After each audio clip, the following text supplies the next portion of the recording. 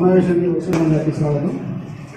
AC revenue Siddipet మరియు కరీంనగర్ కొండపడ గారిని కూడా వేదిక మీద కూర్చున్నాము. సిఈ గారు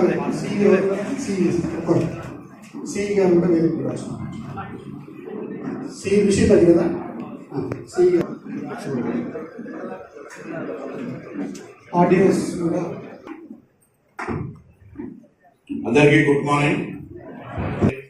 అందరినీ ఇబ్బంది పెడతామనేటువంటి అంశాలు కాబట్టి గ్రామ స్థాయి దాకా ప్రతినిధులు పిలవాలని గ్రామ కార్యదర్శుల్ని, అదేవిధంగా 4 ప్రధానమైన అంశాల మీద రూరల్ వాటర్ సప్లై, ఇందిరమ్మ ఇళ్లకు సంబంధించి కూడా ఏమి ఉండదు కానీ ట్రాన్స్పరెంట్ గా ప్రాసెస్. భూ వికాసం సంబంధించి కూడా నిన్ననే గైడ్ లైన్స్ ఫిక్స్ అయినాయి. దాని ప్రకారం కూడా రాజ్య భూ వికాసం ఎస్సీ, ఎస్టీ, బీసీ, మైనారిటీ మీ స్థాయిలో ఉంటే మీరు పరిష్కారం చేయండి. మీ స్థాయిలో లేనప్పుడు మీ ఉన్నతాధికారుల దృష్టికి తీసుకోండి, లేదా నాకు నేరుగా నా ఆఫీస్ కానీ నాకు చెప్పండి. సమస్య మీరు పరిష్కరించకుండా మా నోటీసులు తేయకుండా అక్కడ ఏదైనా ప్రొటెక్షన్ జరిగితే మీరే బాధ్యత. మీరు సమస్య మా దృష్టికి తెచ్చినాక అక్కడ ప్రొటెక్షన్ జరిగితే మా రెస్పాన్సిబిలిటీ. ఎందుకంటే మీ స్థాయిలో కొన్ని సమస్యలు ఆర్థిక పరమైన అంశంతో ఉంటాయి కాబట్టి పరిష్కారం కావు. మోటార్ కాలిపోతుంది, అక్కడ డబ్బు లేదు, మోటార్ ఉండేది ఇవ్వాలి.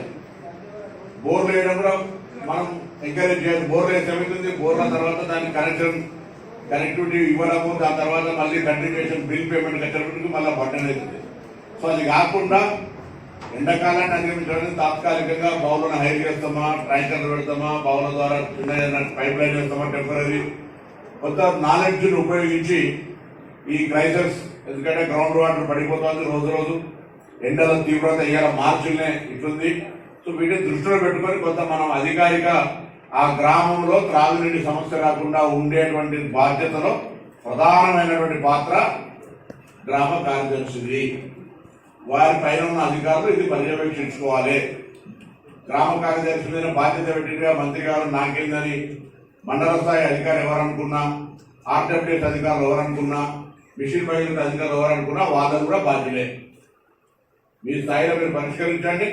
పరిష్కారం కానప్పుడు అధికారుల దృష్టికి తీసుకురండి. మా బాధ్యత. మేము దాని వెంటనే ఎంత ఇబ్బంది అయినా దాన్ని మేము పరిష్కారం చేస్తాం. పరిష్కారం కాకపోతే అక్కడ జరిగేటువంటి ప్రొటెస్ట్ మేము రెస్పాన్సిబిలిటీ తీసుకుంటాం. కానీ నోటీస్ లేకుండా ఏమైనా చేస్తే మాత్రం అది మంచిది కాదు. ముందుగా ఆర్డబ్ల్యూఎస్ మాట్లాడేది వాళ్ళు వెళ్ళిపోతే దాని తర్వాత మిగతా డిపార్ట్మెంట్స్ నేనైతే వాళ్ళకి ఏం చెప్తలేదు. వాళ్ళకి వాళ్ళు సప్లై ఉంటే వాళ్ళకి మేనేజ్మెంట్ ప్రాబ్లం లేదు కదా, వాళ్ళు వచ్చిన నీళ్ళు తీయడానికి ఏమి ఇబ్బంది. సరే వెరిఫై చేసుకుంటాం సార్. ప్రతి ఒక్క విలేజ్ లో మనం ఏదైతే డిమాండ్ ప్రకారం ఇస్తున్నామో వాళ్ళు ఆల్రెడీ వాళ్ళతో మాట్లాడేసి నేను రెటిఫై చేపిస్తాను. సార్ అది మనము లాస్ట్ వెడ్నెస్డే మోటార్ స్టార్ట్ చేసాం సార్. అంతకుముందు మనకి బస్ సప్లై ప్రాబ్లం లేకుండే సార్. ఇప్పుడు యాక్చువల్గా అది మనకు 5 days అయింది సార్. 28 వరకు అది